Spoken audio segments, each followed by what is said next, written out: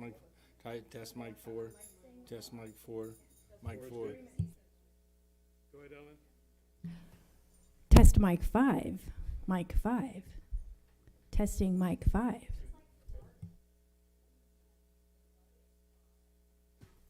Testing mic 6. Mic 6. Testing mic 6. Testing mic 7, mic 7. Julie said she was coming. Yeah, she'll probably, I mean, Testing mic 8. Mic 8. Testing mic 8. 8. 8. Eight's good.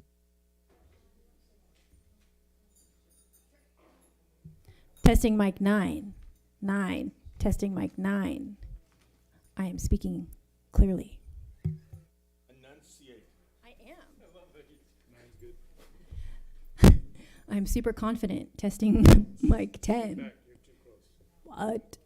So this is like Nevada's Got Talent trials. Testing mic 11. Ooh, this one's soft. Testing mic 11.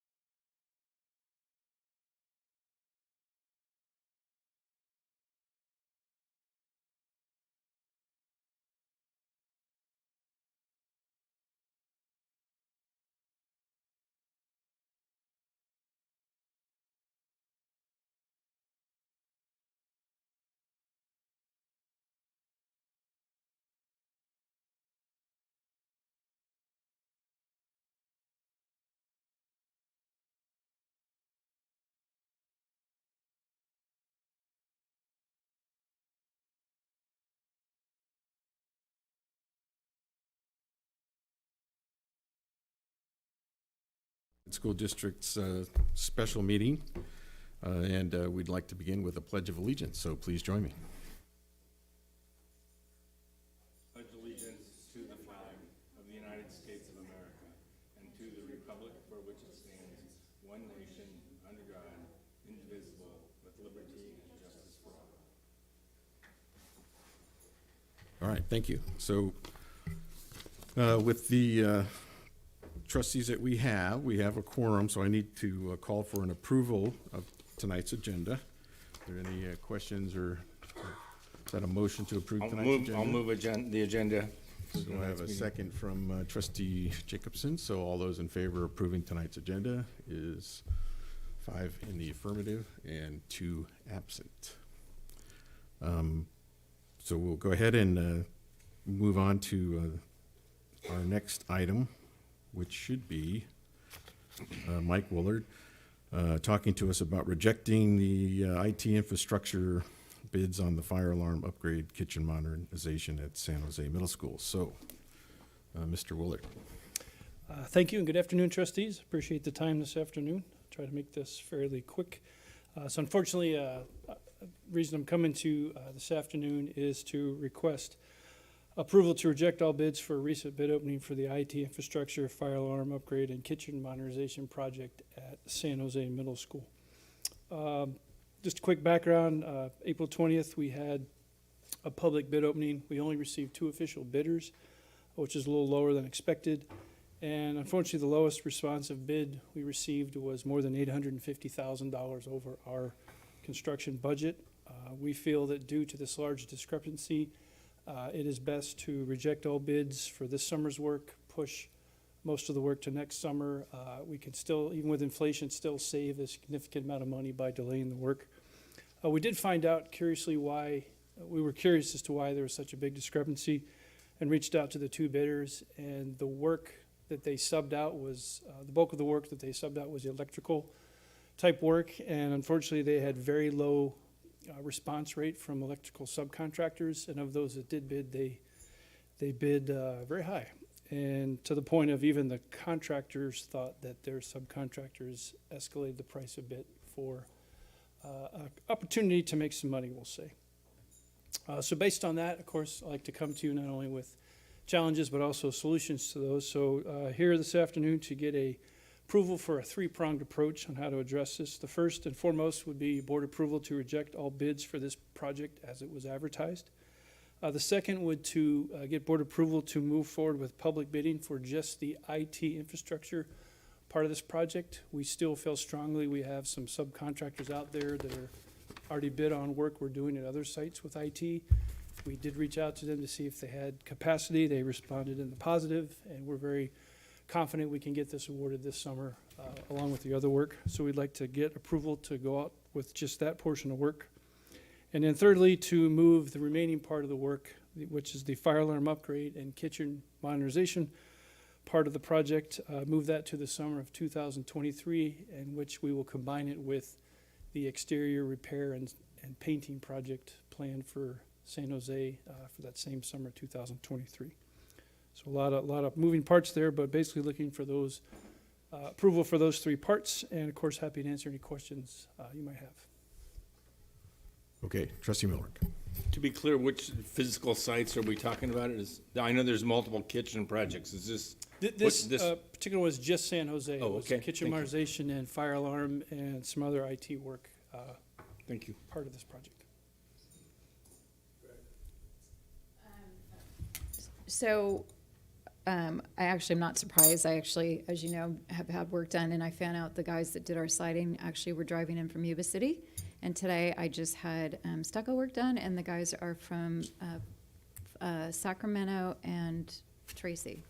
So I know that we're having a hard time finding folks for that. So maybe the time will buy us a little bit of efficiency and savings. But the scope of the whole project, as you're presenting, would still theoretically not go above what was originally proposed, or that's what the hope would be, right? That's the expectation, yes. So the only thing is you're just trying to split them apart so you can do a section of it and then do the other section later. Correct. Okay, thank you. Couple of, well, one question I have is about the site directly How informed are they currently of the circumstances, do you think? I haven't reached out directly yet because I wanted to obviously get board's decision first, but first thing tomorrow I will reach out and explain to them what has happened and decisions that are made and how we're moving forward. Yeah, I would imagine there's gonna be some disappointment in putting this off for an entire school year. So just wanna be prepared for that, but unfortunately, it's probably the right thing to do. Just a little more information on why you're so confident that the IT infrastructure, is that because we have a lot of it already in place, so it's really more about the switches and tell me why that is less of an obstacle. The others are pure construction in nature, which I can understand what the issues might be, but what makes IT possible? Okay, great question. So as the board knows, I've already proved at 5 other sites we're doing IT infrastructure upgrades. The remaining school campuses we haven't done yet. And this project, initially, San Jose was part of that project, but as we developed other parts of the construction, we decided to pull that out and put it all into one to advertise as one contract. And unfortunately, it didn't work out. We got a very high bid. So we know that there's contractors already doing that IT work at 5 other sites. And again, we reached out to them to see if they had capacity, and they said yes, including parts and the capability to do this work. Of course, we need to follow the bid process and go out to bid and whatnot. So based on that, we are confident that they can pick up the work. We will get some competitive bids for that work and be able to award it and do it this summer. So what's standing out for me, is the materials. I'm trying to get a handle on why IT is different, because chips aren't available. There's a lot of back order on everything else that comes on a truck, a train, or a ship, or a plane. And my own personal experience with this in the industry we have right now is making things very difficult to get things done. It's hard to estimate on jobs when the manufacturers or the suppliers of materials won't tell you how much it's going to be or when they're going to give it to you. Great points. So that's why I just want to make sure that if we're going to go ahead with the IT side, that the I'll start with the chips, the switches, the CPUs, whatever it is, that those you have a confidence that those are going to be there.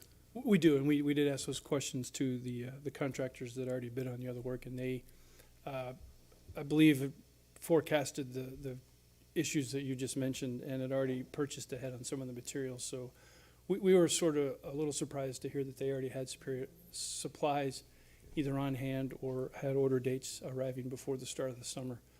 And more than one was confident that they could take on this project, including all the pieces and parts that were required. Okay. And then, did you have a question? Trustee Butler. Are you done? Well, I had a question about actually, I thought you were no, I'm not done. finished then. Finish. So even though it makes sense for us to project that we're going to do this next year, I'm in a slightly different industry, and there's not a high level of confidence that a year from now that things are going to be a lot better. So I was just wondering what you think about, what's your personal opinion on construction materials that are going to be needed by next summer? A great point, and obviously we can't control or even, we try to predict, but as this last couple months of supply and logistics has shown us, that's almost unpredictable in the current situation we're in. But we feel that this high bid is not due to material shortages. It's more of, I think, a reach for a couple of subcontractors to make up for lost projects or something. We also, our tact is to, now that we've got most of this already designed, actually this project was already approved by DSA, so we've already checked those boxes. We plan to come to you in early January to go out to bid for these, which is significantly sooner than we were able to this year. For those reasons, we think we're very confident we can get a better price. Yeah, DSA, that doesn't expire, does it? Or No, we just request, I think you're allowed 2 one-year extensions, and we just ask for a 1-year extension. all right, Trustee Butler. Something you said triggered my question. So we have the work being done at Sinaloa, which is almost the kitchen and the alarm. Correct. So that Wright Construction cannot add this to their, No, that is a So- great question. Since we use a lease-back contract mechanism, it's very controlled on what we can do in that contract. Now, the sub they have hired to do that IT work could possibly bid on our project as a direct contractor, but that's their decision. and our CEQA exemption doesn't expire in any way? No, it's for the work you're gonna do. I think believe it you only did, have to but- update it if anything significantly Yeah. changes. Not so much time, but other components. Makes sense, thank you. Okay, any more questions or comments? So this is an action item, so gonna need a motion to approve the director's three-stage plan, I guess, I like as that. you That's presented it. exactly So can I have a motion to approve that? Moved by trustee Butler and seconded by trustee Jacobson. So those in favor are 5 present and 2 absent. So Thank you very much. good luck. Mr. President, the next action item is not on the agenda until 5 o'clock, so it would be inappropriate, in my opinion, for us to begin before 5. I agree with you, Russ. Correct, and we're also gonna wanna make sure our translation services are here, and they couldn't commit till 5. They are here, so we might be able to start with the introductions a few minutes early, so why don't we recess for about 5 minutes? So we are recessed.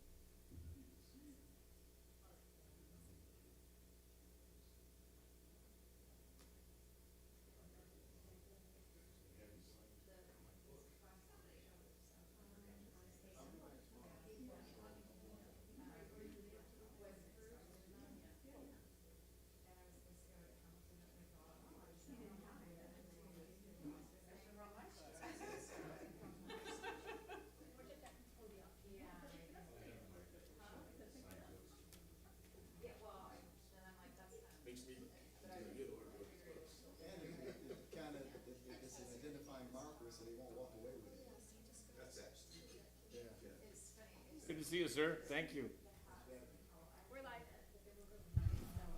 Okay, so I'm going to welcome everyone back to the Nevada Unified School District Special Meeting on Equity, and we are going to reconvene. You know, we've already had an agenda item earlier, but we'll go ahead and reconvene and get started on the next item, which is to introduce Dr. Anthony Muhammad, and I'll have Superintendent Dr. Derby introduce. Okay. Well, we're delighted that Dr. Muhammad's with us tonight. He is finishing up 2 more schools, or do you have 2 more schools to finish up? But he's going to do the overview for us tonight. Just as a reminder, all of the data was collected in the fall. And then Anthony's here to then meet with each of the schools. He's been meeting with each school, with their ILTs, with people on their teams, to discuss the individual schools' reports. And he's done an executive summary for you, so he'll review that. And we want you to ask questions, so please look at anything you want to look at, and he's glad to answer questions. Dr. Muhammad has some great books that he's written, and we're reading all of them, of course. And one of the ones that he's really looking at right now is how are we going to deal with the achievement trap, right? And he'll probably speak to that. And what are the commonalities? What are the common threads that we have at all of our schools that we should be addressing? And so it's really important to know that these equity audits will become their school plans in addition to other things that they're doing. But the commonalities of the categories that Dr. Muhammad addresses here will become action items in the school plan, and there will be action items in the principal evaluations. So the accountability piece that we're putting into place. I think as we move forward and we hear Dr. Muhammad's recommendations, then we're going to see what kinds of support systems do we want to put in place for each school and the district as a whole, with the common things that we'd like to do. I think every school may have something a little different that they are going to focus on or have needs to focus on, and we'll address those as well. So we have a lot more work to do. The great news is that we've engaged Dr. Muhammad for another year, and maybe more, you never know, but we do have him for next year to work with us as well. So it's a blessing. We only got Dr. Muhammad because he had a cancellation because of his international work on COVID. So he's here with us, and I couldn't be more pleased. So welcome. Well, good evening, Board of Education of Nevada Unified School District. How are you guys doing this evening? Great. Thank you, community members who have attended. Wanted to just do a brief explanation of the foundation of the school equity assessments, the construction of them, some of the things that I've been able to discover. Then I'll get into the recommendations. Dr. Derby mentioned that I'm not a stranger to Nevada. I work with you all back in 2011 around school culture assessments. And my work continued to grow and evolve, and I really grew a concern right around the middle part of the 2010s that the increased discussion around equity really had some holes in the discussion and in the action, that there was a misunderstanding and perhaps we're asking the wrong questions. If you ask the wrong questions, then you're going to seek the wrong answers. So I wrote a book called Overcoming the Achievement Gap Trap, and I produced an assessment so that schools could kind of assess where they are in the process. And to give you an overview, my colleagues and I picked about 100 schools and school districts across the country who had made certain statements or declarations about equity. We called it Equity Talk. And then we went and looked at least 5 years worth of evidence to see, after making those declarations, that Equity Talk actually turned into Equity Walk. Whether any closing of was the curve flattened? Was there a closing of the gap? And of those 100 districts and schools, there are about 10 that actually had some real solid evidence that they had moved from Equity Talk to Equity Walk. So it piqued our curiosity. What were they doing at these schools that the schools that made these declarations weren't doing? So we studied them, and we found the difference wasn't funding, it wasn't the experience of the staff, It wasn't that the West Coast was better than the East Coast, or elementary is better than high or better than middle. The difference was the mindset of the institution, their approach to equity. So we identified what they had in common. It's called the liberation mindset.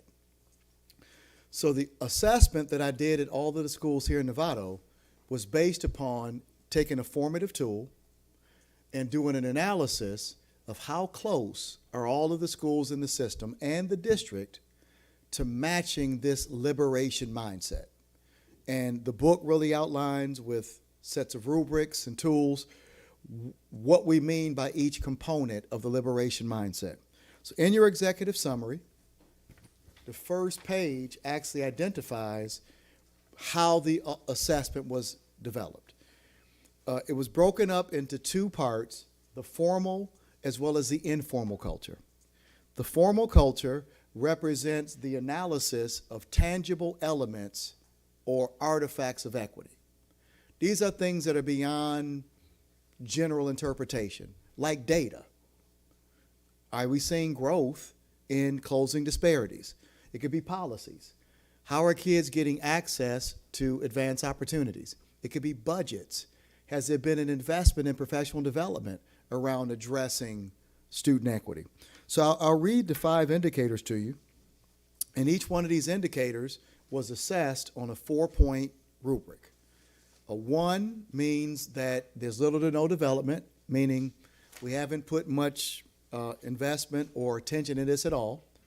A 2 is partial or limited implementation, meaning that the school or the system recognizes that this particular indicator is important and there's been some investment, but there hasn't been any tangible evidence of improvement or flattening of the curve. So an example I like to use is that a school decides that because they've assessed disparities in students' enrollment in advanced placement, they invest or they implement an open advanced placement policy. Anybody can sign up. A 2 means that they've recognized and they've created that infrastructure, but then when you look at data, you're not seeing an equitable representation. That's a 2. It's an investment, but it's an investment that hasn't quite produced a dividend yet. A 3 is your target. A 3 is considered proficient. It's full and operational. It means there's a recognition that this indicator is important, there's been an investment, and the evidence is shown that we're moving in the right direction. There's some preliminary promising evidence. We're starting to see more kids with disabilities in advanced placement. We're seeing more ethnic representation in our advanced placement. That's a 3. Doesn't mean you're there yet. It means that you're moving in the right direction. A 4 is like a unicorn or a pink elephant. It means exemplary.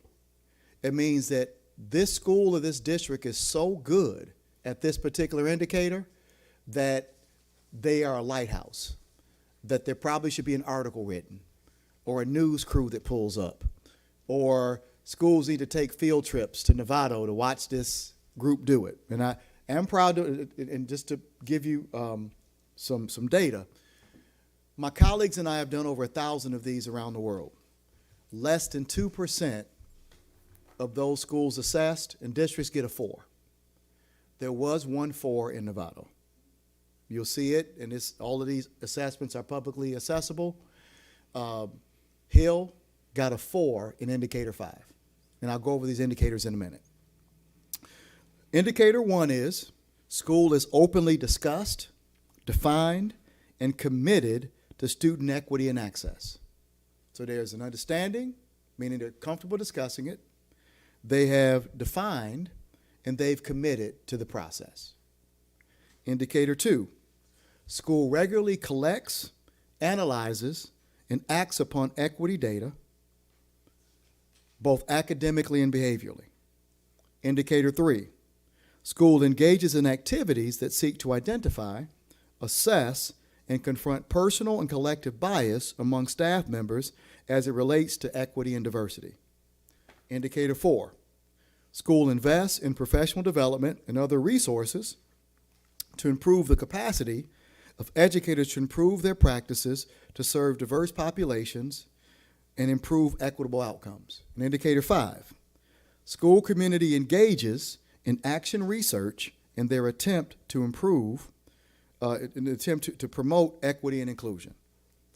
On top of the 5 formal indicators, there were surveys done and interviews to assess the perceptions of the faculties around equity. There's a 12-question survey that's at the end of each audit. There's a copy of it. And this survey actually assesses the staff's perception in 4 critical areas around an equity or liberation mindset. The first area is around their perceptions around student access. What is the staff's perception about opening up access? Because what we found is if students don't get access to opportunities, you'll never flatten the curve. So if there are gatekeepers or policies that restrict access, you'll never see a flattening in achievement, because if Dr. Derby is taught to one level of rigor and I'm taught to a different level of rigor, just by virtue of access, she will achieve higher than it because she's actually been exposed to more. So what is the staff's perception about opening up more access? Now, access does produce some challenges. And the second challenge is the staff's perception about targeted support. So is it the faculty's responsibility to meet the students' needs as we identify and we promote more access? Is it the parent's responsibility? What's the theory? Is it the board? Is it the central office? This is really an assessment of collective efficacy. What is our confidence in our responsibility to meet the needs of students to take advantage of these opportunities? The third area assessed in the surveys and the interviews was around the staff's confidence in their own professional capacity. Do we feel equipped to address multilingual classrooms, diverse ethnic cultures, diverse gender backgrounds, diverse socioeconomic experiences? And the last one was around their perception of themselves as advocates. I like to use this Frederick Douglass phrase for advocacy. Frederick Douglass says that power concedes nothing without a demand. And nothing happens that doesn't create a groundswell of support. Systems are very difficult to change. And often the ethics of a situation are not enough to push the system to change itself. So the schools that we studied that were very effective at producing equity, they were willing to lobby. They were willing to lend their voice. They were willing to not be a silent majority, but more of a more vocal majority. Because as the school and the community demands equity, it increases the likelihood that it'll actually happen. So the staffs were assessed on these. There were 3 questions. It was a 12-question survey. We triangulated 3 questions in each area. And then we did a little reliability with doing interviews with staff and asking them, with a sample of staff members, asking them basically the same questions to see if the narratives match what the data showed. And there's an analysis in each assessment of the correlation between the interviews and the surveys. Because sometimes you can tell if during interviews the answers greatly differ from that in the survey, you know that survey wasn't done or answered with a high level of fidelity or commitment. It was something I did at the end of the day. I just marked C and left. So that's why the interviews are done, but there were no schools in your district where there wasn't a correlation. So good for your staff. They didn't just fill out the surveys. They did take the time to actually give accurate answers. So let's move to the next page, and I'd like to address some common themes and recommendations. And I want to say this. The equity imperative that you've developed is very concrete. It's data-driven. And when used properly, it can be a great roadmap to actually flatten the curve. You don't want to be able to predict a student's probability of a good experience in school based upon their race or their gender or their social class. So you have a profound level of data here. But my first recommendation is around improving that data literacy and that data analysis and experimentation at the site level. Now, hopefully you're not surprised, and if you are, I guess it's not a bad thing either. But as I met with leadership teams and met with faculties, there seemed to be quite a bit of like surprise or lack of awareness of the presence and the scope and the content of the equity imperative. Some didn't even know you had one. It's kind of hard to develop collective synergy if there's not an awareness of what the target is collectively. So my first recommendation is to drastically or in a more serious fashion address the data literacy as it comes to equity at each one of your campuses.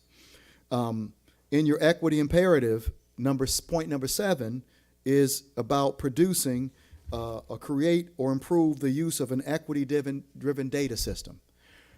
I did not have any real concerns about your staff's heart or concern about equity.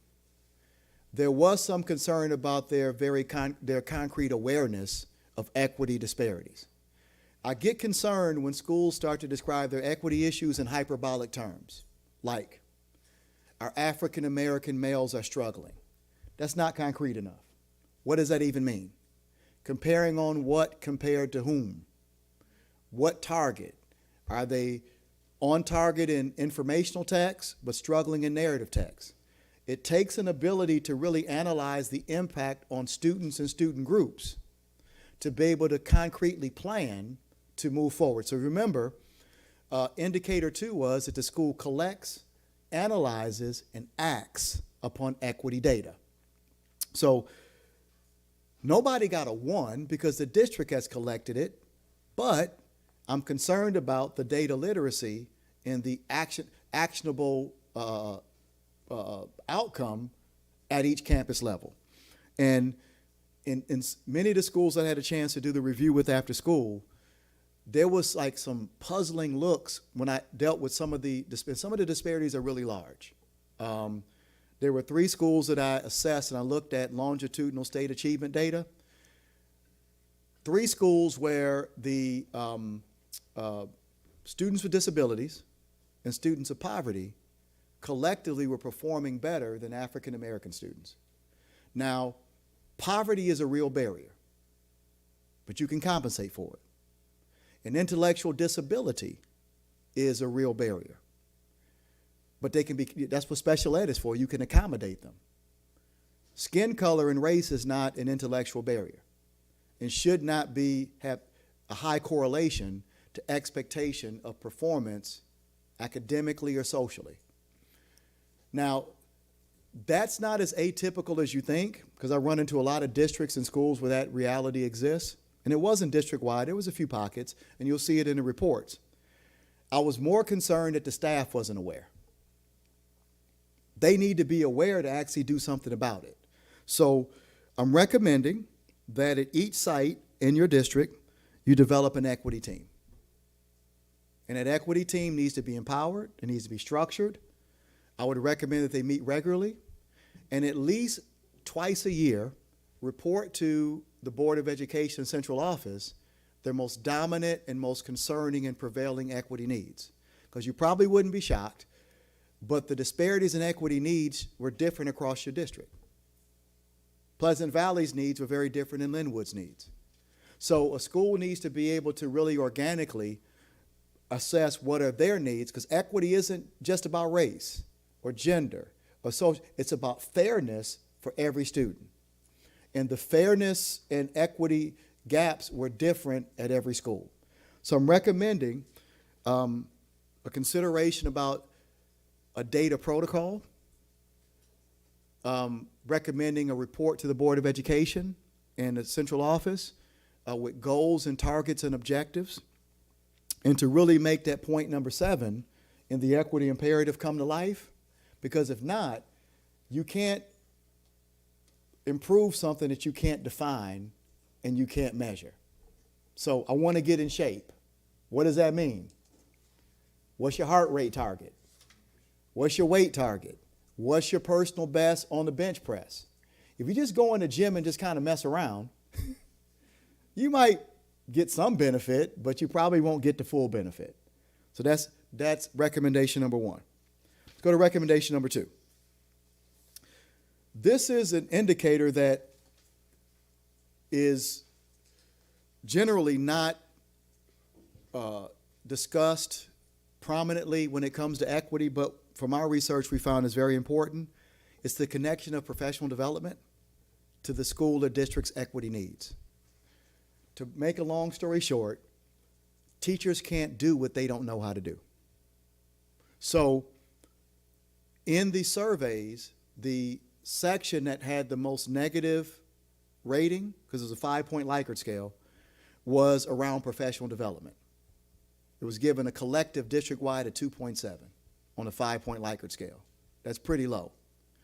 And a couple of reasons why that was said. Number one is, it said that when they think about the diverse needs of their student population, that they didn't see how their professional development experiences equipped them to address it.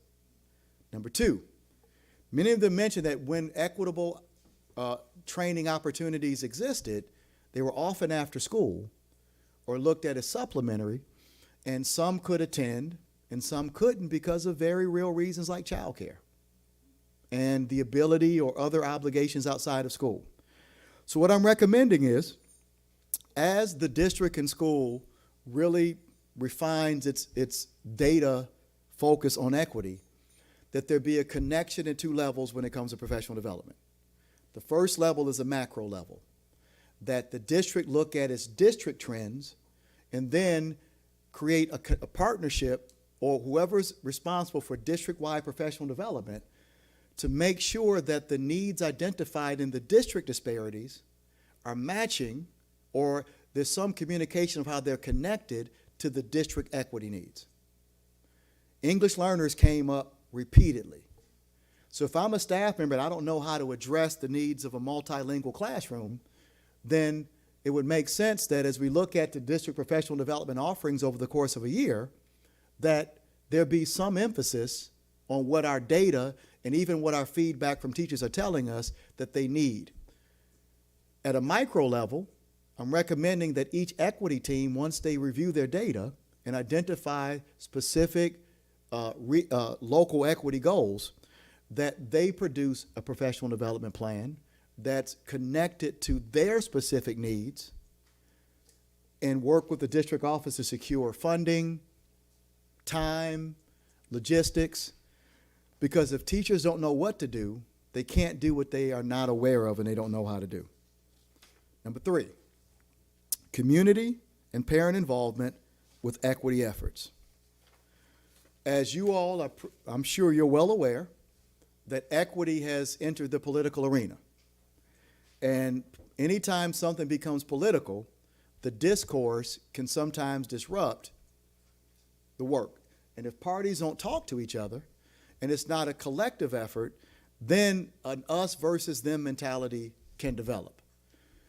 Everybody should have an interest in making sure that every child who is a resident of Novato is given a quality education and is equipped to go into our society with the academic, social, emotional, and civic skills to be a productive citizen. So I'm recommending that as you choose equity goals, as you address professional development, that there be opportunities for the community, parents, and other concerned citizens to have input or to be able to question in an open forum and make recommendations. The art of cooperation is one I'm concerned about in our society that is falling by the wayside. And can I give you some personal examples? To all the folks listening. 2022 was a very different season than it was 2015, 2012, 2011. I've gotten some really interesting emails and phone calls from people who asked, was I going to teach all the teachers and kids critical race theory? One grandfather who called my secretary, he was really concerned, and he wanted me to call him right back because he has a grandchild in Novato, and he heard that there's a Muhammad guy who's working with the kids. He wanted to know if I was going to teach his kids Sharia law. Misunderstanding and lack of communication can leave a vacuum that allows for polarization. So from an action standpoint, I'm asking or requesting that each equity team involve at least one parent and perhaps a community member.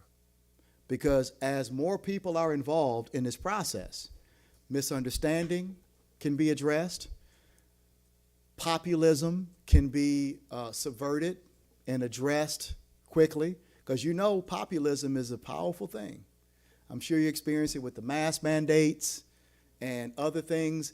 Polarized political views can undermine any systemic action.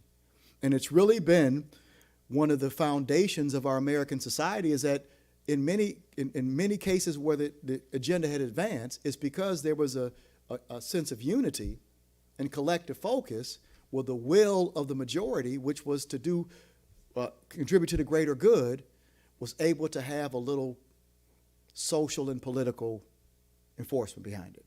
So to really start to seek allies in this work, and the more voices and the more ideas and perspectives are at the table, then that will produce a greater sense of unity as you move forward. Equity can never be a divisive issue. It has to be a collective issue. It has to be something there's collective good. And if you're going to actually make it a reality. Because what you're going to find is, I'm sure you've experienced this in your time on the board, as you start to push the agenda of equity and the curve starts to flatten, those who feel that they're going to lose privilege because of more access, because of a multicultural curriculum, because of a lack of dominance and privilege, believe me, they're going to speak up. What you want, if you want to have the political will to push this forward, there needs to be a balance to the dialogue.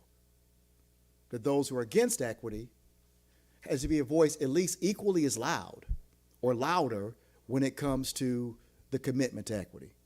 And as a legislative body, a set of blinders that our obligation are to the kids and the students of this community, not any specific interest.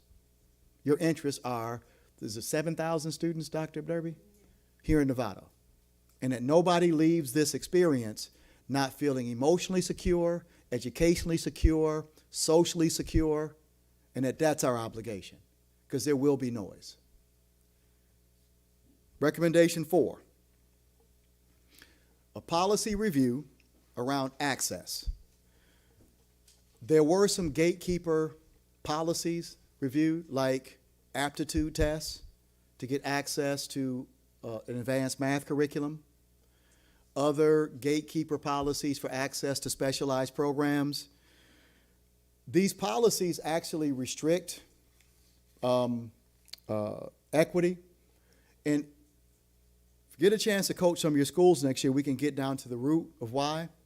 There's some assumptions when it comes to policies, particularly around aptitude tests and other gatekeeping policies. Is the aptitude test even valid? So if a kid has to take a math test to get into algebra, who's tested the validity of that math assessment? Is it fair to students? Is it culturally proficient? Is it culturally balanced? What's the data that proves that it's a good indicator of success in algebra? If not, then it just becomes an obstacle and a systemic barrier that's preventing more access. Now, there's nothing wrong with producing standards, but those standards need to be fair. And on top of the standard, if a student struggles to meet that standard, it still should not hinder opportunity, because there needs to be investment and support so that kids can meet that standard. But if it's kind of a socially Darwinistic, you have it or you don't, then we know that students who have background and support in the areas being assessed are going to have more access to opportunities than kids who don't.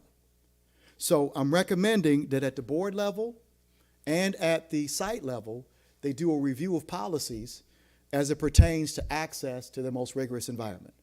There were a few schools, and you'll see it in the report, where their advanced math track was either 100% white, And in one school, they had one Latino girl. One school was aware of the disparity, the other school, most were not. That shouldn't be a mystery. That if we're 52% Latino, and there's one Latino girl in the advanced algebra track, that should be like a red flag, like ooh, like a siren spinning. That shouldn't like be a mystery. So we started to unpack when I work with these schools, let's look at the policies. And that's where we're able to uncover aptitude tests, parent meetings, sign off, be here at this time. Those are systemic barriers to access. And there'll be a hindrance to equity moving forward. Finally, my recommendation is to do a review of what you've already invested in. You've already invested in restorative justice, which is a great equity tool when used properly. You've already invested in an ethnic study curriculum. I'm recommending you consider moving it from kind of an elective that kids can take if they want to more of a mandatory requirement. I'm recommending your focus on professional learning communities be increased. Full disclosure, we're family, right? When I came in 2011, when Dr. Derby was here on her first tour of duty, from my interaction with staff, there tended to be a greater understanding of the professional learning in 2011. It's teacher collaboration around 4 critical questions. When professional learning community is implemented properly, it is equity in academics, in curriculum. Question 1 is that teachers collaborate on, what do we want students to know and be able to do? That is setting the criterion of excellence or proficiency regardless of who you are. That's where equity starts. When your goal is different than mine or higher than mine or lower than mine, just based upon the level of rigor and exposure, we're going to produce inequity. But if the learning target is the same, that becomes where we assess. PLC question 2, how do we know if students have learned? That is an investment in formative assessment. It's gathering evidence, not with the idea that one is smarter than another. It's to assess who has needs and who doesn't have needs on that target. Now, on the next target, I may have need and you may not.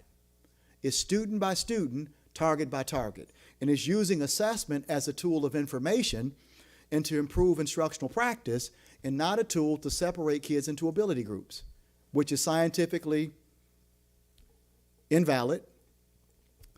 People aren't groups. Go to any group and you'll find variation in that group. It's student by student, target by target. Question 3, now back up for a minute. Your competency-based grading protocol is a manifestation of PLC question number 2. It's starting with the target, which is the competency, and assessing student proximity. Would you be surprised that there's a varied level of understanding and commitment across all 13 schools about what competency-based grading means? They don't all see it within the context as it pertains to equity. It is a very good tool, but it tends to be some misunderstanding and often some misapplication. So question 3, how to respond when students don't learn. That's targeted student intervention. Some call it MTSS, some call it RTI. Now here's where you can really help kids get into personalized learning and extension. PLC question 4 is, professional learning community question 4 is, how do we respond when kids have learned? That doesn't mean put them in a different group. It means if I have the background knowledge before your instruction in an area and perimeter, I don't need a lot of support. Here's a target for a 5th grader on area and perimeter. You've assessed me, and my assessment results show that my background knowledge has equipped me for that. Question 4 is, what are some advanced opportunities in that target that a student can pursue? Might we give him access to a computer-assisted drafting program so he can apply his knowledge of area and perimeter? It doesn't mean put him on an advanced track.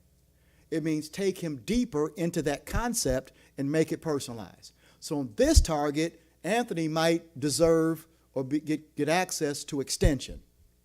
On the next target, I might need intervention. there's no need for groups. There's no need for segregation. Target by target, kids will be at different proximity to the target. Some targets they'll hit because of their background knowledge, and they get extension. Others, they need support. Now, what is often not acknowledged among students of poverty and students of communities that may have some struggle or trauma are the assets that those kids bring to the table.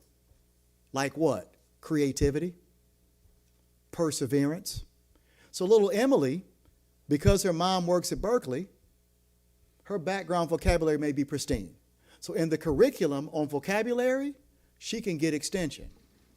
But she struggles when she has to think her way out of a paper bag or handle some adversity or struggle to be critical, analytical. Does that mean that there's something's wrong with her? No. She has proficiencies and deficiencies. Little Anthony has proficiencies and deficiencies. So the PLC process helps you systemically flatten the curve so we're not breaking kids into little groups and comparing them to each other. The comparison is to the standard or the standard of excellence.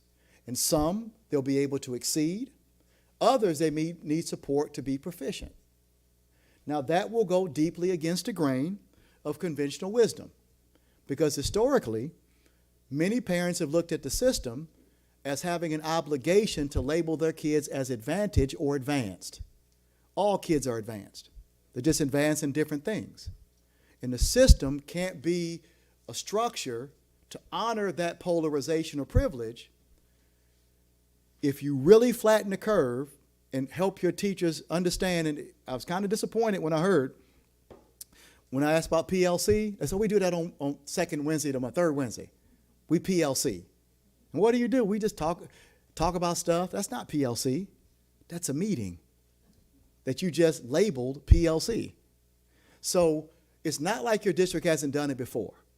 What I'm saying is I'm recommending a renaissance or recommitment to that process and utilize some of the things that you already have and be more efficient and connect them to your equity efforts. So I'm gonna shut my mouth. Those are the common threads, and you should have copies of all of the assessments with individual recommendations, and everybody should have those copies. So I'm going to stop and field any questions that anybody may have. Yes, sir. For clarity, you mentioned the PLC points. You were Process. The 4 questions, yes. You were numbering them. Yes. Now, do I have that listed someplace? Is it? It's a very prominent body of literature. I'm sure Okay. Dr. Derby has many PLC Okay. books, and she can get that from Okay, you. so there's 4 points that are 4 critical Okay. areas of collaboration. okay. So it's not just collaborating about everything. That would be called critical friends. There's nothing wrong with critical friends. Critical friends is really around the interest of the group. So say Dr. Derby and I are critical friends, and we're both interested in technology. We'd help each other and kind of design we go to some workshops together, we experiment. That's different. Professional learning community means the collaboration is focused and intentional around curricular targets, assessment, intervention or support, and extension. Thank you. Yes, sir. Yep. If you liked it, I can give you an article of just recently co-authored a book that's about 500 pages with 3 other colleagues called Revisiting PLC at Work, 2nd edition. I'll bring you a copy next time I come. I might already have a copy by the time you get back. It's a pretty big, we call it the Encyclopedia of PLC. Okay. I don't know if anybody's ever read the whole thing. We tried, the first edition was like 600 pages. So we got real courageous and cut it down to 500. So I'm not confident anybody outside of us has read the whole thing. So Okay, well, I wouldn't be shocked if you don't hadn't read look it. to me for for that. So thank you. Thank you, sir. You're welcome. So I thought maybe we'd just get any clarity questions you want to have. I have one public comment. Maybe we can hear that as long as then we can bring it back to the board for discussion. So, okay. So we do have a public comment from Heidi Merchant. If you would like to address the board, this would be the time to do it. And You have 3 minutes technically, and we'll keep clocks over there and hear what you have to say. Hello, everyone. I didn't really have time to write down thoughts after that. Thank you, Dr. Mohammed. I hope we're all excited to have these audits to give us a path forward. And I want to remind us of our school district values of innovation, inclusion, equity, caring, and collaboration. And I think all of the examples that Dr. Mohammed used were examples that allow us to be in action in our values. And so I really want to have us focus on the impact we're trying to make when we come up with the data collection and how to monitor it, how to bring community into that process. Like, I know I want to be a parent on San Marin's equity committee. I'm not an impacted parent, but I'm an ally. And I care about equity, and I want to make sure that every student at all of our schools has what they need to feel safe, to feel like they belong, and to reach their full potential. And so some of the impacts, like the ultimate impact is that every student feels that, and that every student, that there's equity, full potential, and thriving for everyone. And that includes the teachers too. Like, they're doing this because they love the kids. You're doing this because you love the kids. I'm here on a Tuesday night when my son said, you better be home in time for the Giants game because I care about the kids. So I want us to kind of think about, and I sent this to you, like the system and cultural shifts we're trying to make. We're trying to shift from success being predictable by race, class, language, and disability to success and full potential for everyone. We're trying to shift from a deficit-based mindset to an asset-based mindset. We're shifting from centering Western European cultures and cultural experiences to culturally responsive and diverse symbolism and curriculum. And we're shifting from difficult, thinking that conversations about race, poverty, inequities, language as being obstacles to a positive culture to those difficult conversations as opportunities and essential to creating psychological safety for our kids in cultures where students, families, and staff are included and thrive. So I'm really excited about these reports. I really want to help decrease the opportunity gap for our kids, and there's lots of ways out there for us to measure that. I created the spreadsheet for all of you where I put all the assessments in, because I think we can look for bright spots on there so that schools can partner with each other. If one school's doing great on data collection, why can't they teach another school what they're doing and how they're doing it? If one school has multicultural, multiracial literature and posters and books in the library, they can mentor a school that's not as far along. So let's use the resources we have, including family and community members, and thank you very much. Great, thank you. Thanks, Heidi. Okay.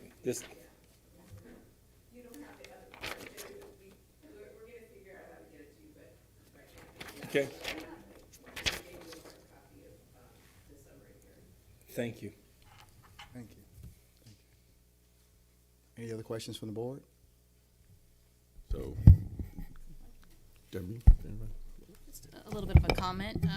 Thank you for your work in the district, and hopefully you'll continue into the next year, because that's how we're going to make a difference, is you helping our sites and us as a whole to make those next steps forward. So Look forward to it. hopefully see you.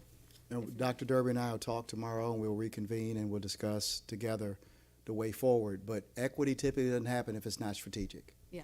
It usually doesn't happen by happenstance. It has to be strategic action. So now that we know that there are some bright spots in the district, where those are, and we can learn from each other, it's about the commitment to move forward. I did mention just one thing about data collection. The high schools tended to do that a little bit better, primarily because of their WASC requirement, which is but it's a good process.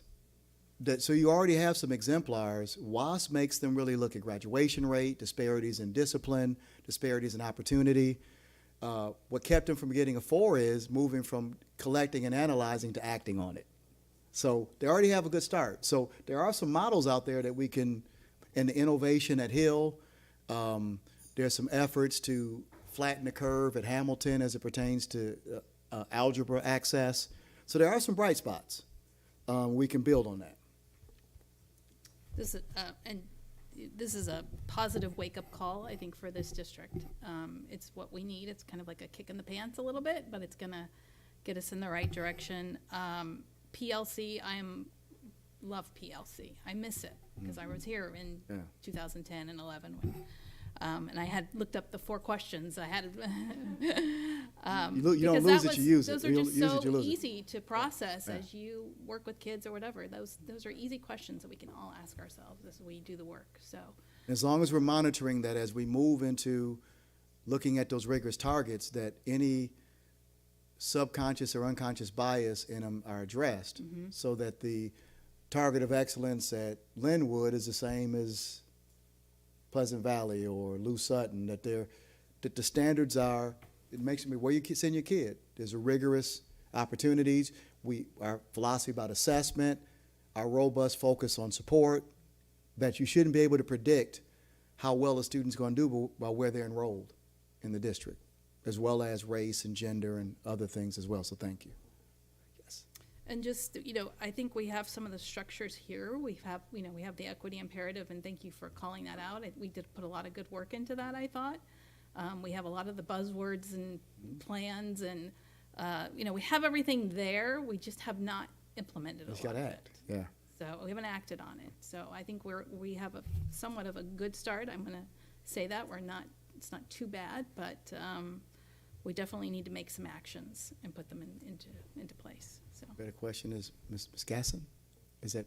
Diane, guess. Diane. Actually, it wasn't so much of a question, but as I was going through all this, and thank you very much for all the work you've done, there was a lot of threads that I saw that were very common in several of our schools, and I took a little bit of I know that each of the schools will be developing their own plans, and that one of the great things about our district is that you do have schools, and we can, that with different skill sets or different, things that are being offered, and I think that that's one of the reasons it's great to be part of the school district. But at the same time, I sometimes wonder, isn't there a need to maybe being a little more unified and, starting at the top to create some structure? And I say that when I look at some of the comments made about the professional development training, and actually that kind of, I know there was a lot of work that went into what we were offering and making it more of a choice for, because we had heard how it wasn't useful before. So that was a little disappointing to see that we're still not hitting it at that level. But, to me, that's something that we need to do at the higher level, is figure out, what, or hear what needs to be brought in for them so we can support them. And I don't know where the statement was here, but you mentioned it while you were talking about if they're not trained to do their job well, they can't do what they don't know how to do. Right. And to me, I don't take that it's a site thing. It's a district thing that we need to be doing better. And so along with that, there's a couple of other things that I saw that I think if we take more higher level and take ownership of it for here, I think will help support the schools when they're doing their individual plans on how to address some of the things going on at their independent schools. And can I, just one thing before you go to your points, is that to reiterate to them that equity isn't an initiative or something, it is a part of the core of who you are. So you look at equity in professional development, in course offerings, in curriculum, in instruction. It's just a core value of what we do.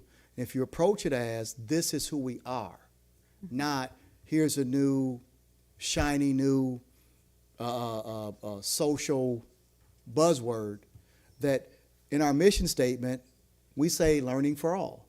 This is just living that. So I think that's important to make that distinction. So now we're on equity. Next year we're going to be, equity's not an initiative. Right. Equity is actualizing the core of who we say we are. And that kind of goes to something that I think, I don't want to blame everything on COVID, but I've noticed there was what'd you call it, initiative fatigue. And I can see that. I mean, I can see how we've kind of, we try to do something and then, we shift, and I'm on my third superintendent, and I'm just coming up on my first term ending. So, I was explaining in another meeting, we've got different leaders, and we need to, however the outcome of this is, I think that we need to stand strong and say, there's gonna be another superintendent. There's gonna be potentially two more trustees in the next year. Leadership does change, but we need to make we need to come up with a commitment that we can last through all of that. You know, it may need to be tweaked a little bit to adjust, but, you know, come up with something, because otherwise, every few years, we're just doing something different. So that resonated in your reporting a lot when I saw that. And also the 3 to 5 year plan, I think, has also been a little bit of struggle because of that, but also because the governor, you know, can change stuff and we get a little derailed. The other thing, I was just thinking, as much as we can, I respect that the sites will want to do their own thing, but whatever we can do from a district level Yeah. to make it easier. And I saw the conference, I don't remember exactly what you referred it to as, but the family environment, the uncomfortable conversations, that was in several of the school sites. We can remove that by saying, this is a district thing that we're doing. This is what we're doing. And so it's not putting it on those school communities to feel uncomfortable. If it came from up here, then this is what we're doing. We may need to have some additional conversations, but it's not, and I respect that it can be uncomfortable. Some of our schools are really close knit with their teachers and staff, and you know, you just, and to your point, it's really been supercharged these days with how people feel about things, and everyone seems to be very much that this is my position and this is my position, rather than being open to listening to something being a little bit different or coming together. You can eliminate or alleviate some of their discomfort by accepting, but you can't totally be a surrogate for that. Right. Yeah. Discomfort and growth are connected. If you go to the gym and you're there for an hour and you're not uncomfortable, you're not growing. So the staffs have to become familiar and okay with being uncomfortable. That's a prerequisite of equity. If you're not being uncomfortable, you're not growing. And what I'm concerned about, it was put in the assessment, that congeniality can sometimes be a barrier to collaboration. I like you so much, and I have this narrative. You ever heard the term toxic positivity? Mm-hmm. I like being happy and feeling good so much that anything that causes dissonance with that is a threat. Well, brutal facts and analysis of evidence is a part of the equity position. So you can like each other, but also challenge one another and work together to address uncomfortable reality simultaneously. They don't have to be mutually exclusive ideas. My concern is when we sell out or we table being uncomfortable that could really help kids in exchange for congeniality and a positive climate. Climate sometimes is the enemy of culture. Climate is how we feel. Culture is how we behave. Now, I'd like to have both, but if I had to choose between the two, I'm choosing culture over climate all day long. So your staff has to, they have to get comfortable with something other than happy grams. Sometimes there's some hard news you got to swallow. Sometimes you got to have those tough conversations. The quicker you rip that Band-Aid off, and a district can mitigate some of that, but you can't mitigate all of it. So it's noble of you to want to do that, but they're going to have to experience some of that dissonance on their own. I agree. Actually, I was speaking to Ellen the other day. I was saying how, you know, you just take ownership when you've done something wrong, or you need to make a change, or things. But it's hard. It's hard for people to do that. And after seeing you, I guess last week, mm-hmm. I have been thinking and evaluating my own actions and everything. And it's a lot. It's a lot for me to absorb, and I know it's going to be a lot for people to absorb. And I'm not sure I totally get everything still, but I'm willing to try. But you're still in the game. I'm still trying, and so we'll get there as long as you stay in the game. Thank you. So I was going to have Trustee Jacobson go, and then Trustee Milrick, and then Maria. You want to? Heading down the line. Okay. Thank you so much. I feel like I want to get really excited, but I know that there has been some historical starts and stops. Mm-hmm. So I want to make sure that we really talk about how do we infrastructure and oversight to make this work. Yeah. And so one of the questions I have is, how do we and what tools do we have to make sure that our site leaders are empowered to have these hard conversations and feel like they have the tools? You know, there's some that are new to sites, and so they don't know everyone, which could be a benefit or not. And there's some that have been there forever, and how does that work? So, you know, how do we get them ready to do this? And then school in general moves at a pace that I find infuriatingly slow. But, and so when you said, we'll have these equity teams report back twice a year, like, I want a monthly report. I want to know what's going on all the time. Like, how do we make sure we're on top of this? And then lastly, I think it's really important for us to make sure that as we're looking for our next superintendent, it's part of our objective that this is just embedded in what we're doing. Yeah. And anything that you're going to build long-term, you'll have to do with the level of intentionality. And sometimes that doesn't give you instant gratification. But you also have to balance the objective with all the other things that the teachers and the administrators have on their plate. Because there's so many things that are urgent, the evidence is showing we're driving administrators and teachers out of the field.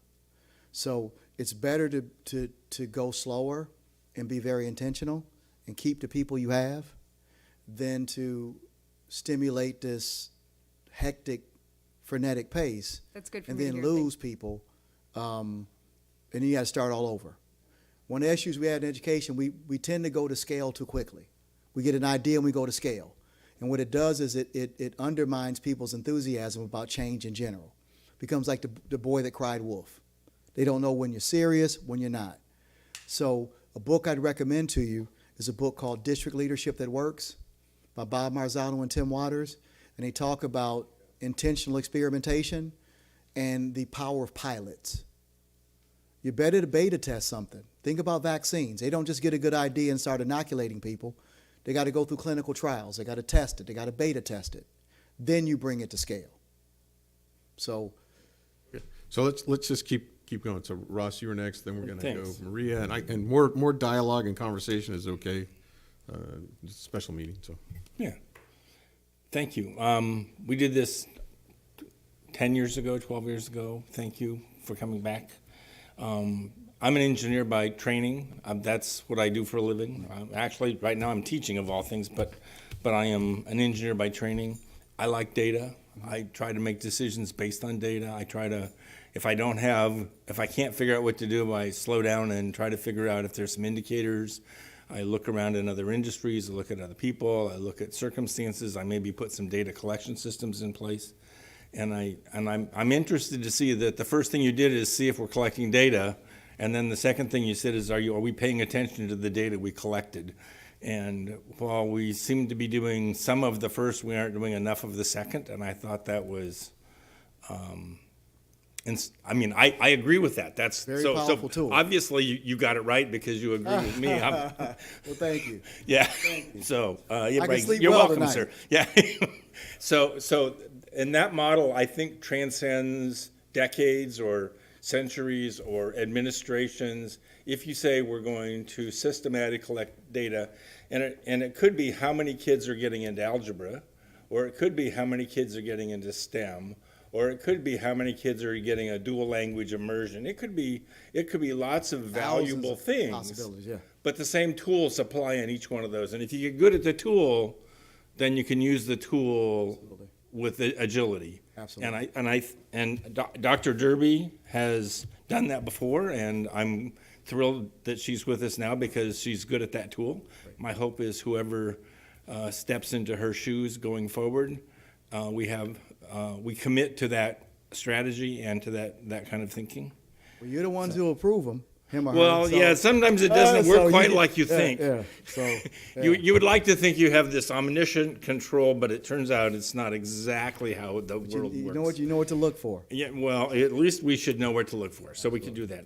So the second thing is that I would like to point out is that there's this national debate in the political world about grand theories of teaching math in Florida or pick. And it seems to me, and I'm going to reflect the words you said to us this evening, this isn't a grand theory conversation. This is a success of an individual student conversation. And the place that we need to be is does this student who goes to this campus who's in the 5th grade succeed or fail in Novato because we're giving this person the tools they need to be successful. And in my experience in this town, nobody pushes back when we say we're going to serve a student. There's some biases, but nobody says, oh, well, but you shouldn't be serving that student. I have debates all the time about what grand theory we ascribe to, and I'm not even, there's lots of them, pick. But as long as we stay focused, and I guess to the rest of the room, as long as we stay focused on measuring the success of individual students, as our guest lecturer has suggested, and we measure there, this town will stand behind us. If we start talking grand theories, we're going to have a divided community. And we can't afford a divided community. And I don't think inherently the community is divided. I think this town stands behind kids that live in Nevada. And I'd just like to add one more aspect as you look at that data, where theory might play a role is if you look at your data and you notice the evidence shows you that there's a certain profile of student who continuously falls through the crack or is shown some support, then we might ask if it's our kids with disabilities. Maybe it's our identification process. Maybe self-contained is not better than mainstreaming. We look at, and it's African American, maybe they don't see themselves in the curriculum. Yeah. So it's okay to use theory, Yeah. as long as it's directly related to the action you need to take for an individual or group of individuals. Yeah. I don't want to go to the Rotary Club and talk about grand theories. I want to talk about the student who's going to get the award this year because they did their work this year and they're going to get a college scholarship this year. And if I'm having that conversation, it can be effective. So I thank you for that focus. And the question that came from this table was, okay, now we need an action plan. How do we start? How do we, as civic leaders, as educational leaders, K-12, K-14 in this community, how do we transform this? And this board serves the public school district, but this public school district has services they provide to the private schools because the state testing requirements and other things. We are a linchpin, and so is the County Office of Education, the linchpin for education through the parochial programs and other programs as well. So when you look at this, you don't just think K-12. You don't just think public school. You think Novato.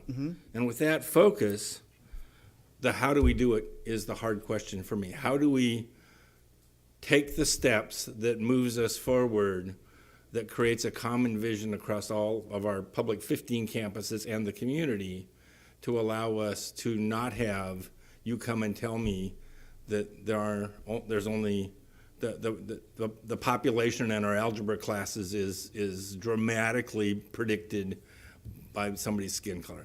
That is, because I know intelligence isn't distributed like that. I know that. I can bear witness. Yeah. I mean, so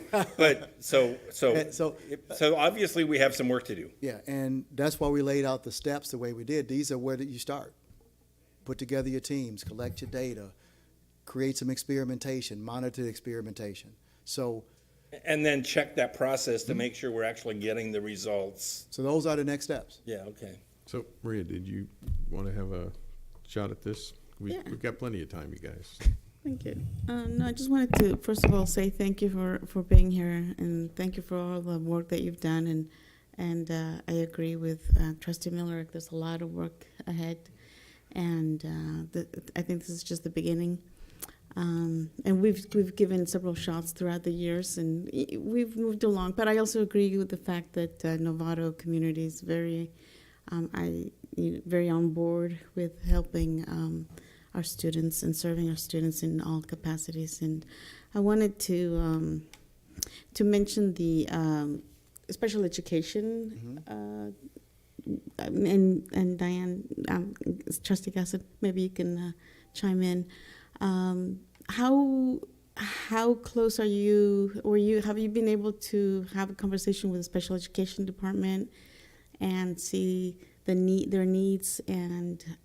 Not as of yet. I interpreted or looked at the evidence of impact on special ed students in several indicators, but not, it's 13 schools to be able to assess the effectiveness and needs of the special ed department. We're taking assessment of that magnitude just with them. I want to look at the impact overall of all of your diverse student populations, and they were one. So a similar approach can be taken. In special ed, we want to take a look at gender disparities. Boys, over the past 20 years, have been identified at a much higher rate for special ed than girls. We want to take a look at ethnic distribution. Are we seeing a disproportionate identification of students of color or students of poverty? It's been a tremendous issue with English learners because many of the assessments used to identify students have a language and a vocabulary component, which is unfair to kids who don't speak the language that they're being assessed in, so they could be deemed learning disabled and they're not. So there's a lot that has to go into unpacking that, and I would recommend as you continue to review your evidence, and we see that that's a systemic issue, that the professional development, the support for that department. I'm not the person that is the expert or the so-called guru in every aspect of education. But I can help you find out where your targets, how to organize your system to start. I can give you a fishing pole. I can't give you a fish for everything, but I can help you with a fishing pole. We contracted when I was a principal in Detroit with Oakland University, which is in Michigan, who's very well established in the special ed area, because we found as we looked at our data, in grades 6, 7, and 8, in both math and reading, the year before I started as principal, there was one kid who passed the state exam in reading. None in math. We had a totally self-contained environment. The teachers liked self-contained. But the data, I don't care what you like. When you have one proficient kid in the entire special ed population in 6th grade reading, that's it. So we had an obligation to try and experiment. We went to mainstreaming. But also there's an obligation, we collaborated with Oakland University for 3 years. And there was a professor that came a couple of times a month to lesson plan, model, show them how to modify instruction and assessments, to really build their confidence in that co-taught model. Very proud principal moment. Last 2 years of principal at that school, if our special ed students were a school, we would have been the highest achieving middle school in the district. Our special ed students outperform regular ed students in every school in our district. And that took 7 years.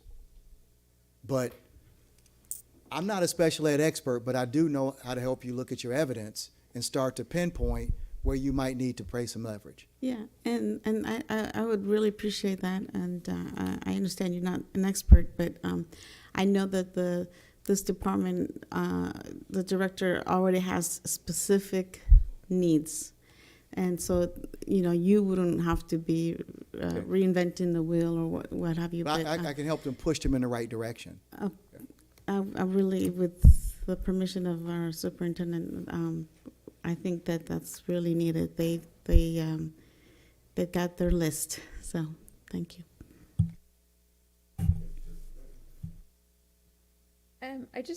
There was a line in the last page of your recommendation. I think that it kind of goes to what we're touching on is what are we going to do next here at this table and also at the district. It says when districts provide support with little accountability and oversight, the message sent to practitioners is that this initiative behavior is a suggestion, and I think that that's key, and that we need to really focus on what are we going to do here as a group to make sure that our school sites know that this is what we're moving forward with. And again, they can each be individual, but I think we need to collectively understand where we're all going. And accountability doesn't have to be coercive or draconian. It just simply means that if we make an investment, we just want to see the evidence of the return on the investment. There's accountability in schools with taking attendance. And if Jan was my principal and I didn't take attendance, and you started to get evidence of that, would we have a conversation? Yeah, we would. Yeah, I wouldn't think that she's trying to, she doesn't like me, but is taking attendance important? Yeah, so she wants to see evidence that is being done because it's that important. She's not trying to be a bully. She just, if something is that essential, we want evidence that is being done. And when done properly, accountability can be compassionate, it can be effective, but you can have great or effective systemic implementation with no accountability or shoddy accountability. Accountability is not a dirty word. when it's used properly, is actually pretty profound. Just to add to what Diane said, one of the things, the common themes was this power struggle between the central office Mhm. and the sites. That Want me was to- a little, Let me unpack that? yeah. Okay. A lot of that had to do with. We're not gonna get Yeah, anywhere no, until. yeah, it's the perceptions. The biggest areas around professional development and instructional expectations. Where there's not a dialogue regularly between both parties and communication may need to improve. Communication is so essential to change because I can't read your mind. If you order me to do something and you don't clearly communicate why it's necessary, then I get to invent in that vacuum what your intention was. And usually people don't fill that vacuum with things that are complementary. I mentioned the huge disparities in perceptions around competency-based grading or assessment. In some schools, it was like the greatest thing since sliced bread. Why? Because their own cultural values in that school are aligned with the tenets of competency-based assessment. Other schools, you'd have thought there'd been a larceny, like it was a grand heist. Why? Because they couldn't quite conceptualize how investing in competency-based grading was relevant or important to their day-to-day sojourn or their day-to-day struggle. Competency-based grading and assessment is a great equity tool. But if there's misunderstanding of it or a different perception around purpose or intention, then that vacuum of miscommunication stimulates a power struggle. So communication and transparency about why starts to fuse together the parts of the system. A book I'd recommend to you is called Cultures Built to Last, Rick DeFore and Michael Fullen, and another book by Michael Fullen called Coherence, and they address coherence in change in a school or a district. If your idea is different than your subordinate, it happens with teachers too. Kids ask all the time, why do I have to learn this? Well, that's a great question. If the teacher hasn't communicated that, then there's a dissatisfaction that's developed among the student because they think they're being coerced into doing something that they can't see has intrinsic value. So that's an example of what I mean by the power struggle. It's really at its root miscommunication or misunderstanding. So with that in mind, I think you're the second individual who's actually talked to our staff and gotten some data points for the board, and which we just were maybe not as in tune with or aware. So I'm wondering if there's a method that we can somehow get that information without having us be more accessible, or, I mean, I don't want to say something stupid like a suggestion box, but there's been information in the last year that we get from people who have gone out and talked to staff that we have not gotten until we get like a report. So I'm just wondering how we can be better at that, because I think that might make those challenges. I mean, when people are frustrated and then it keeps going, it makes it worse. Whereas if we can just have a conversation or figure out how to make those connections earlier on, or clear up any misunderstanding, or providing better information to individuals so that we're all rowing together rather than rowing against each other too. Here's a method that I think you find really helpful. Is you're developing equity teams, or you already have instructional leadership teams, why not construct one at the district level where there's there can be representative from each team, but the district level can inform you and have a dialogue with you about what they're pursuing. Because in cultures, there are two parts. There's a formal and an informal. You don't get access to the informal culture because you have authority. When you show up, the informal culture shuts down. So you need an articulation process so you can get into the deepest, darkest thoughts and theories of those that you lead. And you need an articulation process to make that happen. So that's one of the reasons that the development of department chairs happen, to represent the math department or the science department. Where you scale that up to a district level, you need an articulation process. But staff members have to know that just because you disagree doesn't mean you're not listening. Just because I give my opinion doesn't mean that you're going to do what I want you to do. What I deserve to do is to be heard. An article I recommend to you, Harvard Business Review, is called How to Disagree with Somebody with More Authority Than You, 2017. Yeah. It lists a set, it's based upon a set of studies about how in a system you can create shared communication and ownership and decision making. And there's a part that addresses those with more authority and subordinates. And we all at some point sit on both sides. You are accountable to the public. The superintendent's accountable to you. The administrators are accountable to the superintendent and the cabinet. The teachers are accountable to the administration. So we all in some way have a hat where we have more authority and less authority. This article really is a very good, thorough, research-based perspective on the matter where you sit in that system. So if I want something done and I'm a subordinate, how do I best approach my superiors? If I'm superior in rank, how should I approach those who have less authority so they can be authentic and communicate without fear of retaliation or the use of my authority? So we all wear hats on both sides. There's some cases where we have authority and we don't. When you don't have authority, you have influence. So it teaches people how to use influence because it's a two-way street.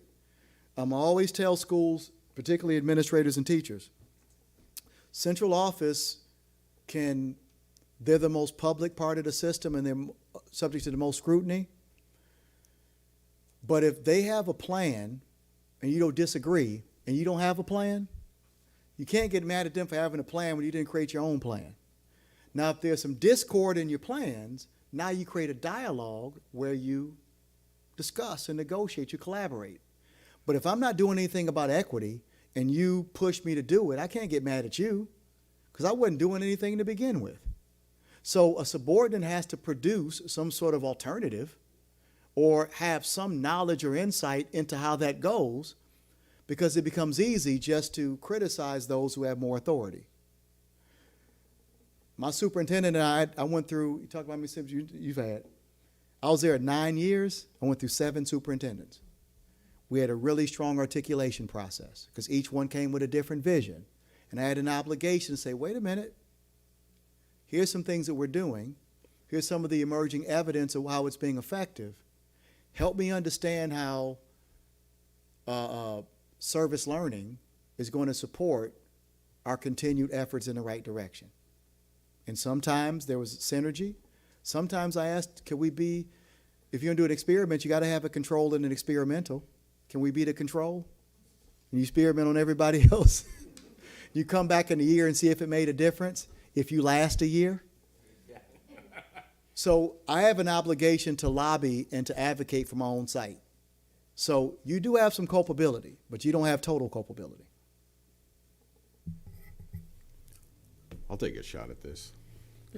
Yeah. I don't know, I'm sitting here listening to the conversation, just thinking so much about how we're running a business here, and a lot of the things you've been talking about are very practical and familiar to me from a business operation perspective. When you talk about subordinate, it's hard for me. I don't even know where to begin. It seems so large and broad a subject that we're going to have to find a way to get things started.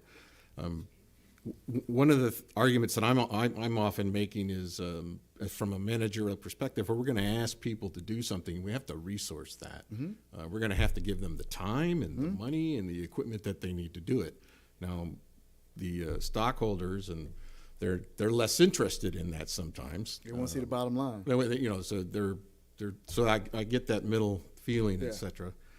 We're talking about a lot of different things, but we have a saying about trying to change the tires on a car while it's still going down the road. Sometimes you got to stop, pull over, and we're not going to be able to operate in that area for a while. But I can assure you that things are going to run a whole lot better once we get going. Yeah. But I'm just trying to get a sense from how do you see public education addressing the challenges of today? with technology sort of expanding everyone's theoretical capability to be, say, a mile wide of being able to do something, but what I call an inch deep in really their skill set. Yeah. So we don't have individuals anymore who are really deep in knowledge and technology or teaching advanced placement or something, just, you know, a high level of sophistication. So I guess what I'm asking you is, change is difficult, I know that, but how to help me understand from a private sector perspective where, how we're going to do this in a public sector environment. How are we at persuasion? You talked about a lot of different things, but we're going to find the time, the money to do these things. Well, time and investment, those two things are a statement of priority. So I know you're a business guy. I don't know how much you've read or studied Jim Collins' work with Good to Great, Built to Last, around how organizations go from good to great. One thing Jim Should Collins, be named a saint. One thing Jim Collins pointed out is that when you're looking at organizational improvement and you're looking at it through the lens of efficiency, because you do have an efficiency mandate, you have limited resources. Collins asks you consider, what do we need to stop doing so that we can allocate more resources to what is a higher priority and we should be doing? So he said great leaders, their subtraction button on their calculator is just as big as their addition button. We've always thought of improvement as addition, addition, addition, addition.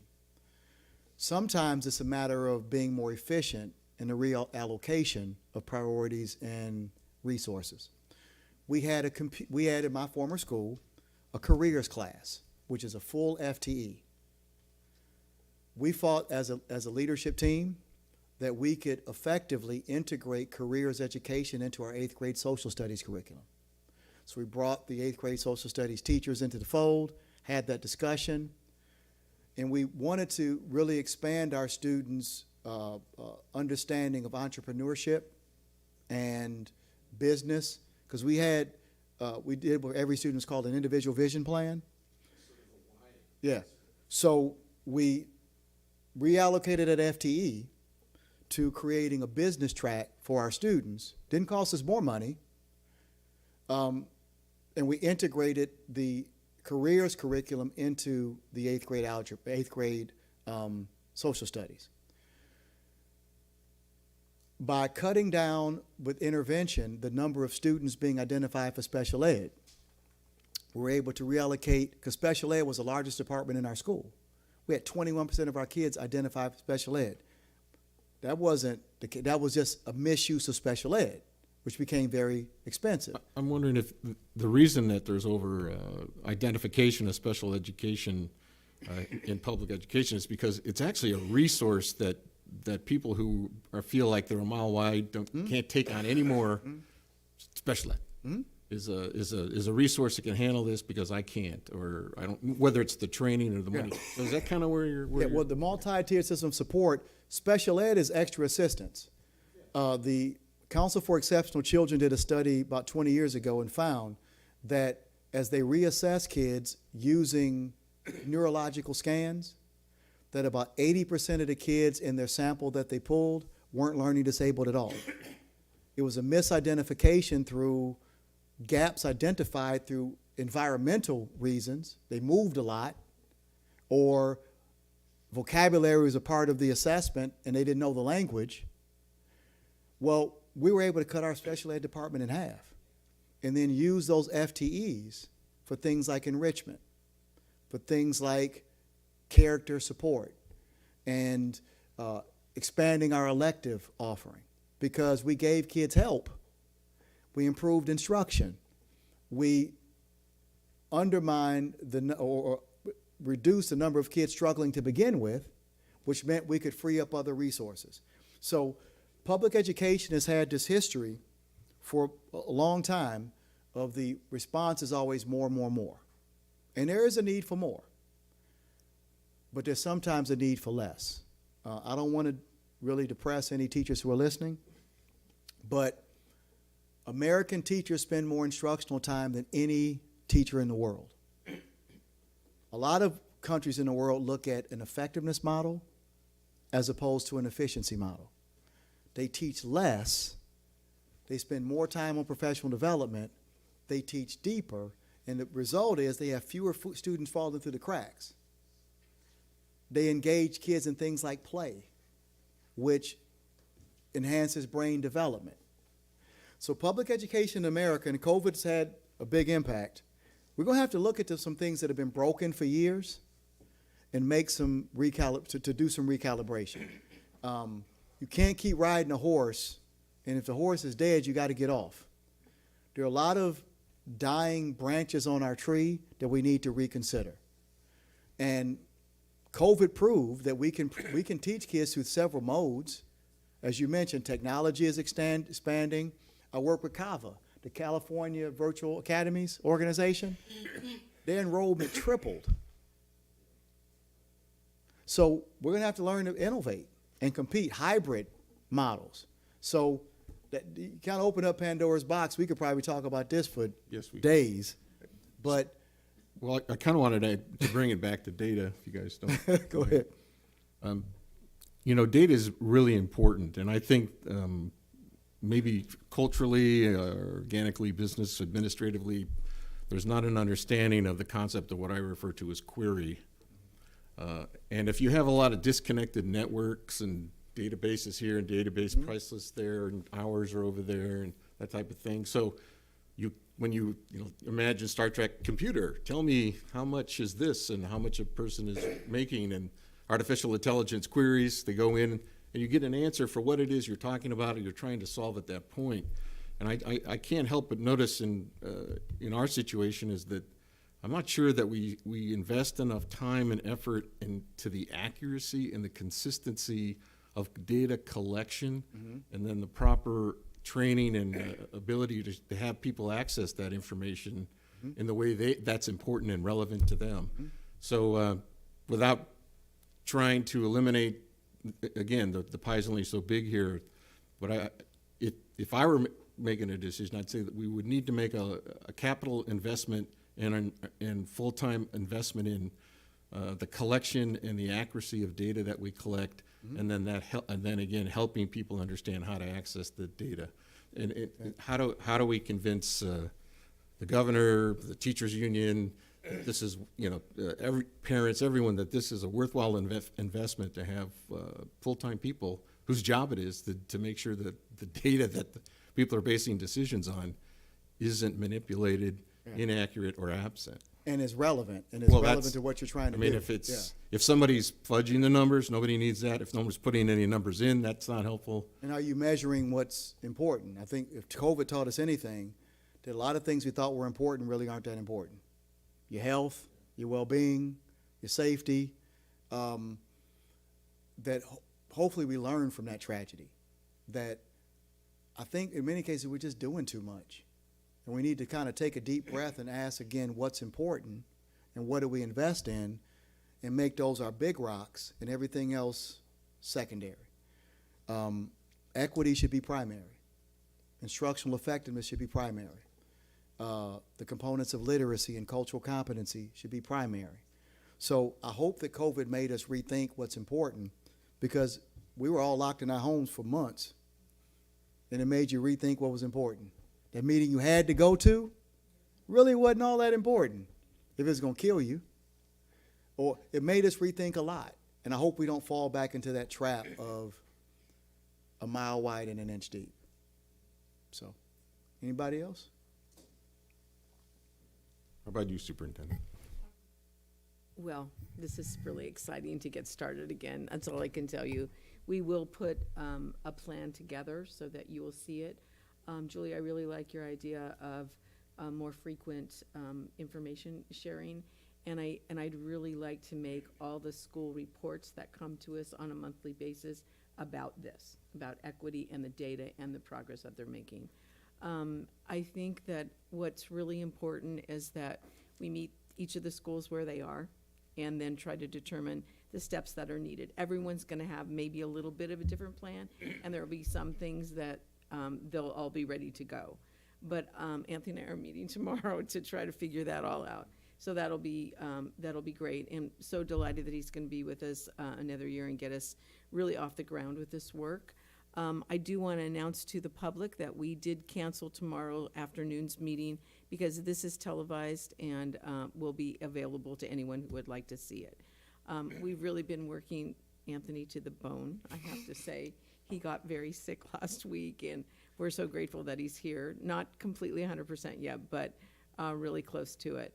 So I think that I feel really confident in what the plan is to to just bring forward and to tailor to each of the schools, but have the common thread of what we need, that we know. Maria, I really like your idea about the special ed, and Angela kind of walked in and out, and I went, oh my gosh, she should be stopping.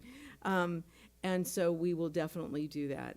And I think as soon as we get an EL coordinator on board, and certainly with Jen, that will be another area of focus. As you know, the data that we shared recently, both in Galileo and in CASP, shows our scores for our English learners, for our Latino students, and particularly for our socioeconomically disadvantaged. Being poor does not make you not smart. Absolutely. And I think that we need to engage in those conversations and put the safeguards in place where we are honoring all of our students.